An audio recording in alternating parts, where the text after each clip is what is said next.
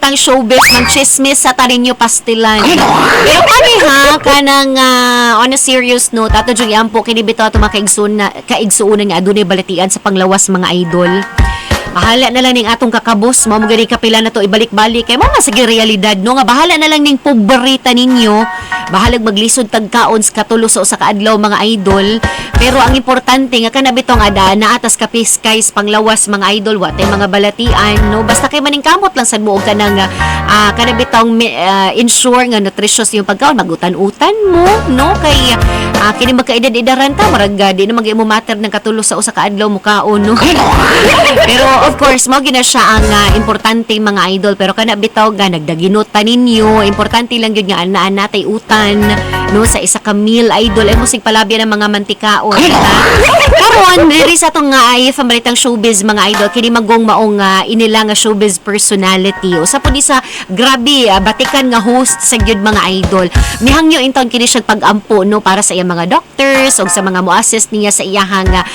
operation mga nurses o mga technicians nga dili unta kuno kapuyon no sa kanabitaw nga pag-atiman sa iyaha ilabi na nga dili gid nilalim iyahang giagian karon ang maong inila nga showbiz personality pipila na ka mga autoimmune diseases ang giatubang niini pero iya gitong gihimug-atan idol iyang giklaro nga dili wala siya cancer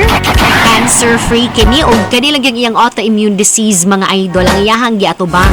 kay unsay tawag ini grabe kuno kamaselan ang resulta sa pinakabag-o niya nga blood tests nga gipahigayon mga idol sa iyahang Instagram post kagahapong adlaw kay grabe man gyud kani siya kana bang iya man gyud nang expressive man gyud siya nakalatad man gyud dira sa social media ang tanan niya mga gipang-agian mga idol iya jung gihimugatan nga di gyud lalim ang kana bitong iyahang kanang mga tests nga giagian ilabi na nga ang iya ting mga tambal mga idol nga kada bitong gipangturok sa iyang lawas karon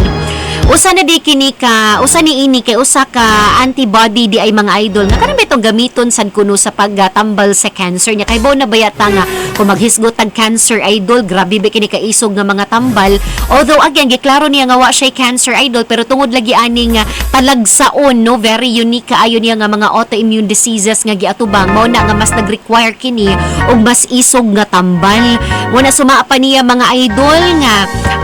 andam siya sa tanang mga kanabitaw nga sa kung unsa man gani mahitabo ilabi na nga sayod siya sa mga protocol nga kinahanglang i-follow in town sa kanang maong kanang mga medical professionals nga miatiman ani niya mga idol unya sumapa lagi niya nga daghan pa kuno kay siyang tests nga agian tulo na ka mga espesyalista ang miatiman sad sa iyaha ilabi na nga kanabitaw nagkadugay mga idol mas nagkabugat gyud ang iyahang kanabitaw mga balatian sa panglawas nga giatubang although wala magini giklaro dito gi-specify mga idol pero mao na sumapa niya nga dili lalim iyang giagian apan nagpadayon ang iyahang kadasig kay tungod sa iyahang pamilya o ilabi na sa tanan kuno nga miampo sa iyahang mga idol. So again, praying for good health unya syempre kanabitaw nga sayod naman ta basta autoimmune disease idol it's a lifetime naman gid nga disease no pero ang atong pag-ampo nga kanabitaw aduna lang gyapon stable nga kondisyon kay di gud nilalim nga balatian mga idol may nalang gani inis kaning maong showbiz personality kay daghan man ni siyang kwarta pero kitang mga uyamot sus Ginoo ko salamat kaayo Ginoo nga kanabitaw nga ingon ani aduna ti kapiskays panglawas dasig lang gyud ta ninyo mga idol.